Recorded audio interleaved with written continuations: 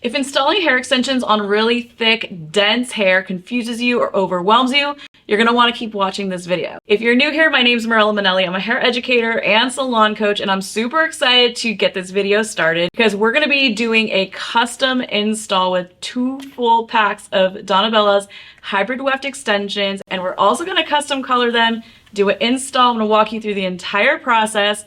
But before we get started, make sure you hit that subscribe button and turn on all notifications so you don't miss a video.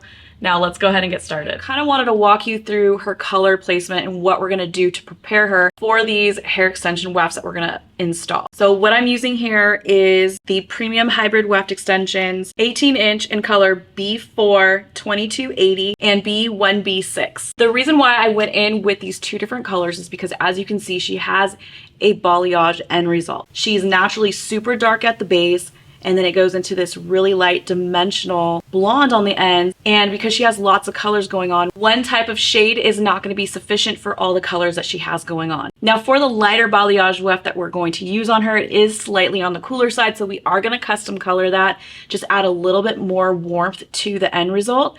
And as far as what we have for our canvas today, she is due for a toner, so we are going to pre-tone her hair before we do this install. All of the color formulations that I'm going to be using today will be found down below in the description. So a lot of times when you're working on really dense, thick hair, it's really difficult to get the amount of volume and fullness and length that we're trying to achieve with just 1 or 2 rows of extensions. So today I'm almost positive we're going to be adding in 3 full rows and almost using 2 full packs. If you're still unsure about how many packs of hair you're going to need, depending on the type of installation you want, make sure you click on this video right here. If you want to check out the full process on how I took this hair from really bright copper, you're also going to want to check out this video right here. Now let's go ahead and jump right into this installation. For my first row, I decided to take a simple horizontal line right below the occipital. Now the reason for this is because I wanted to create, or needed to create, a weight line of a lot of density, because the whole entire goal with matching hair extensions to your client's hair is to match the density that they already have on the length. So we are adding length and of course volume all at the same time with this install. So make sure to add in my silicone beads. Now there was a little bit of a challenge with my silicone beads because, again, her hair is really coarse and really dense. So these sections are pretty shallow in depth, but also it was challenging to get the width needed. So this was a very delicate install of my silicone beads. Now for my weft install, I decided to put the lighter shade below with the darker shade on top. And this is because I needed that root to match if she were going to split this kind of open. So I felt the dark on top was going to be the best match versus having the lighter weft on top. This was going to give me the most natural blend and still giving me that really gorgeous dimension that she has from that blonde shade. Now you do have the option, of course, to color match the root area of the lighter shade, but we already did a really quick tone just to warm up those existing lighter shade extensions. And since we already knew we were going to be adding in these dark ones, this was just kind of like the most simplest route possible. And this also is going to save a lot of money for your client as well, because the longer you have to spend coloring the extensions, the more money you should be charging to correct the hair extension. So this was like the best match in the quickest way possible. So you can get really creative and kind of sandwich the lighter shade even in between, a few wefts. So for this entire row, I added in 4 wefts total, so that way it can give me the maximum amount of volume. Again, giving me that weight line that I really need. Now, for those that are wondering how many grams of hair we're adding in here, we are going to be doing a total of 240 grams. For her head of hair, honestly, we probably could have even added another half pack in there. So adding in a total of 300 grams would probably been perfect for her because, as you can see, she has very, very dense hair. A couple tips that I like to share about your installs, especially when you're doing a natural brunette, is make sure that your silicone beads match the base or the root area of your client's hair, as well as the thread. So this is important so that way it blends in as much as possible. Hence the reason why we chose the darker 1B into 6 shade to go on the top. So everything's really blended here. This is why you can barely see even the thread in this film, is because everything is color matched. So really pay attention to not only what's going on the ends, but also what's happening towards the top area. This is what's going to make your client really happy, especially when they're walking and moving and it just has a gorgeous blend. Now here's what the install looks like. You can see when we pull her hair up, you cannot see the point of contact of where these wefts are coming from. This is what you want to see. So make sure that you're double checking with the comb over test. For my next row, I'm adding this just a few inches right above her hair. Again, doing this comb over test, if I can see my rat tail comb, then it's just too shallow of a section. So this entire section is pretty horseshoe shaped. It's actually coming right above that occipital section that I just added. But again, you can see how dense her hair is. We have a lot to blend here. A little added hack is I love using Volume Spray 25 to take down any of the little baby hairs and flyaways as I'm doing my hair extension install. This just helps prevent any of those crosshairs getting into those silicone beads. For the front area, again, I'm doing that comb over test, not only pulling the hair up, but also pulling it back, making sure you do not see that point of contact. And then from here, I'm just going to add in my silicone beads. So this is just a really quick hack here. I like to show you just how thin these sections are, even though they are pretty shallow, and I try to go in as wide as possible. There's only so much hair you can fit inside of these silicone beads. So I like using this sectioning hack because I'm able to get in at least 3 to 4 beads in at a time, making this part of the installation go by really quickly. For that second row, I'm adding in another 4 wefts. So this is a total of 8 wefts that we have installed so far. And just to kind of give you an idea of the ratio, I decided to go in with 3 wefts of that lighter shade, that lighter balayage shade, and then just added in 1 row of the darker weft right on top. So there's not a lot of dark going on with this install. It's just enough to kind of add a little bit of that diffusion and dimension that she already has on her natural hair. Because the lighter balayage hair extensions came slightly cooler than her actual hair, and of course she was due for a toner as well, what I basically decided to do was warm up the extensions with demi-permanent from Kenra Professional 8GG, and just to give it a splash of warmth. And then on her actual hair, because it was slightly too warm, I cooled it down with VP Rapid Toner right at the bowl for just 5 minutes. Just again, give it a little splash of coolness going on. So we have a much better blend. But again, we got a pretty solid weight line here that we need to diffuse. So you can see how 2 rows is just not going to do the trick. And our goal is to get another row right behind where that last layer is living. So you also want to make sure though that you're checking the roundness of the head and where exactly her hair splits. But again, she has so much hair. I mean, look at how thick her ponytail is on top. So I'm putting another horseshoe section right where her hair is about to split. So again, you don't want to see that point of origin, so it's really important. Here's another little close up of my sectioning hack that I really love doing. So this is just going to allow me to really whip in these silicone beads pretty quickly. But even in this clip, you can see how I struggle a little bit with the amount of density she has for these really tiny sections.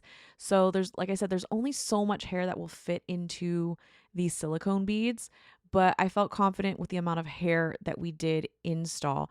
So if the hair is just not going in too comfortably, you might want to change up the parting or the sectioning of how much hair is actually being installed in the bead. It needs to be just right according to your client's density. So I'm going to do one more install here. So again, I'm adding in my 3 rows of the lighter shade and then finishing it off with 1 row of my darker shade right on top of everything. And to be completely transparent here, I honestly feel like I could have even added 1 more row on her hair, but I feel like to get her started, the 3 rows was just perfect. She just had so much hair, and it's just crazy to see that even with this install, we still had some wiggle room to get pretty close to the hairline and get really close to that top section as well.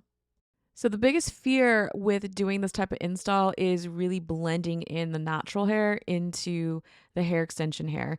So a quick added tip is make sure you wash the hair extension hair beforehand, because usually the hair extension hair is very silky. It has a coating on it, and you need to expose that natural texture that's living underneath that coating, because if your client's hair is very similar to the canvas that I'm working on right now in this video, you will see a lot of that coarseness kind of come through, and you want it to match as close as possible. And if you're still having a hard time with the blend, sometimes I do suggest doing a keratin treatment or a smoothing treatment on your client's hair before doing this install.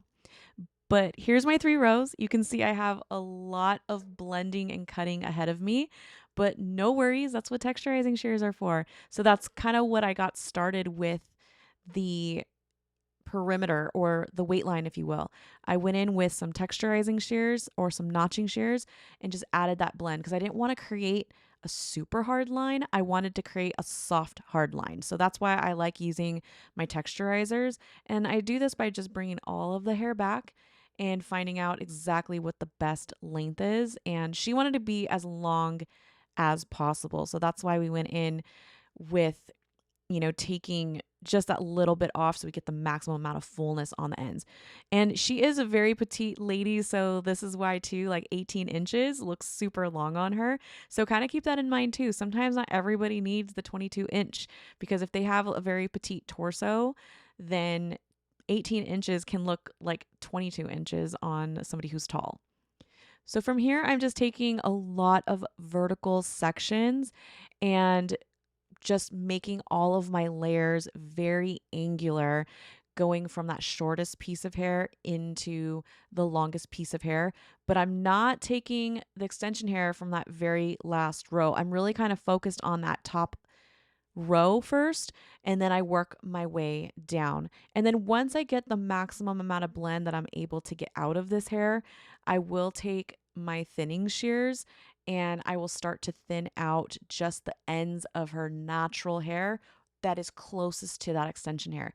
And you're going to need to do that sometimes, and you can already see how much softer this blend is going here. So this is, again, a very delicate process. You can take your time. There's no rush in cutting, because this is one of the most important things that you will be able to offer for your client.